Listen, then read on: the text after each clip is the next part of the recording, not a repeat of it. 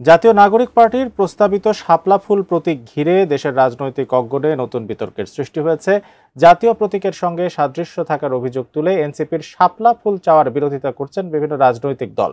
এদিকে ভোটের মার্কা শাপলা নয় বলে চূড়ান্ত সিদ্ধান্তও দিয়েছে নির্বাচন কমিশন। কিন্তু শাপলা প্রতীক কেন পাবে না এনসিপি? বিস্তারিত আরিফ হাসানের প্রতিবেদনে।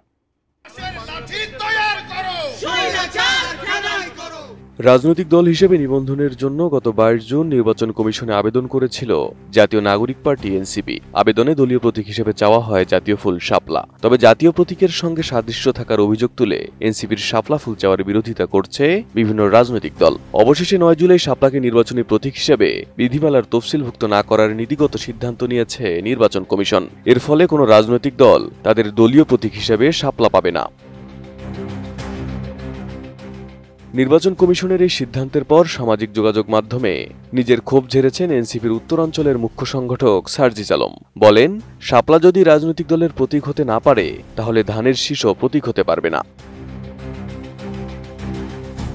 বুধবার মধ্যরাতে নিজের ফেসবুক অ্যাকাউন্টের এক পোস্টে সার্জিস লেখেন, শাপলা জাতীয় প্রতীক নয়, জাতীয় প্রতীকের একটি অংশ।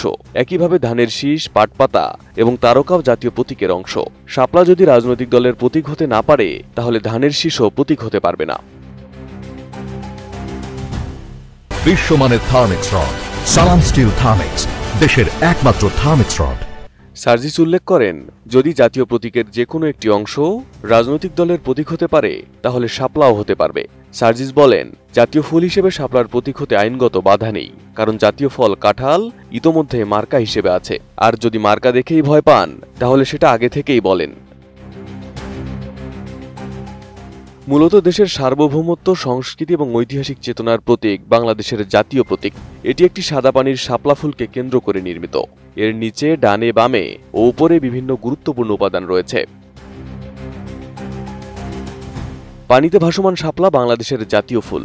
এটি শান্তি ও সৌন্দর্যের প্রতীক হিসেবে ব্যবহৃত হয়েছে। এর ডান ও বাম পাশে দুটি ধানের শীষ রয়েছে। এটি কৃষি নির্ভর অর্থনীতি ও খাদ্য নিরাপত্তার প্রতীক। শাপলার উপরে দুটি পাট পাতা একে অপরকে ছুঁয়ে আছে। পাট ছিল একসময় বাংলাদেশের প্রধান রপ্তানি পণ্য, তাই এটি অর্থনীতির ইতিহাস ও গৌরবের প্রতীক। এবং দুই পাতার মাঝে 4টি 5 কোণা তারা রয়েছে, যা জাতীয়তাবাদ, সমাজতন্ত্র, গণতন্ত্র ও ধর্মনিরপেক্ষতা বোঝাতে ব্যবহৃত হয়েছে। অর্থাৎ বাংলাদেশের জাতীয় প্রতীক কয়েকটি গুরুত্বপূর্ণ উপাদানের সমন্বয়ে গঠিত।